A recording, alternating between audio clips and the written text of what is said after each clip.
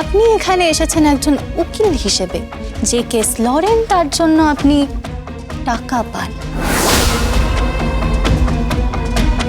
আর মাথায় রাখবেন ভজন মিত্তির, যে টাকা দিচ্ছে আর যে টাকা নিচ্ছে তাদের মধ্যে সম্পর্কটা ঠিক কি? হাত পেতে টাকা নিচ্ছেন, সো বড় বড় কথা বলবেন না। কি কৃপু, আমি একদম ঠিক কথা বলেছি তাই না ডার্লিং? হ্যাঁ, ও তো একদম ঠিক বলেছে। হ্যাঁ, আর লিসেন, পদ্ম যখন বলছে তখন প্লিজ ডার্লিং তুমি খেয়ে নাও। কিন্তু ও কৃপু প্লিজ ডার্লিং। ঠিক আছে, খেয়ে নিচ্ছি। কিন্তু একটা কথা মাথায় রেখো, কালকে ভাত কাপড় আছে আর কালকে ফুলসজ্জাও আছে। সো সবকিছু যেন ঠিকঠাক থাকে। এই লোকগুলো আমাকে ভুল প্রমাণিত করার চেষ্টা করছে যে আমাদের বিয়ে হয়নি।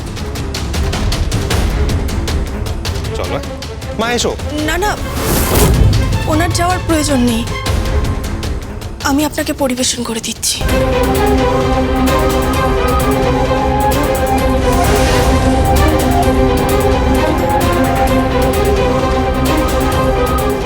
ভজন মিত্তির, অনেকটা রাত হয়ে গেছে, আপনি এখন বাড়ি যান। এখানে থেকে রাতের পাহারাদারিটা আপনাকে করতে হবে না।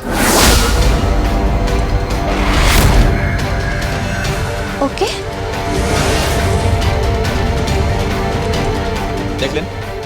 দেখলেন তো, আমি আপনাকে বলছি এর মধ্যে কিছু একটা গল্প আছে, কিছু তো একটা গল্প আছেই।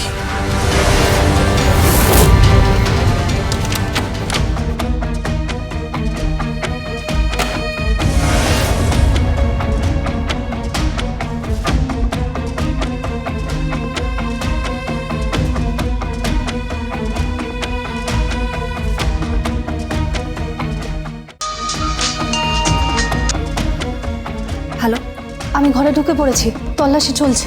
তুমি কোন ঘরে আছো মেহেক? আমি এখন কিরণকান্তি ব্যানার্জির ঘরেই আছি।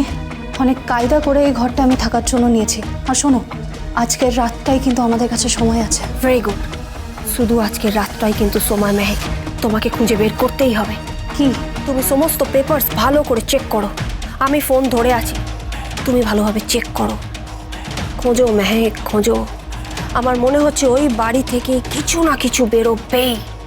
আর ওই ধীমান সেনের বিরুদ্ধে প্রমাণপত্র, আর ওই কিরণকান্তি ব্যানার্জির বাড়ি থেকে যদি কিছু খুঁজে পাই না, তাহলে দুটো মেলালেই একটা সলিউশনে আসা যাবে মেহেক।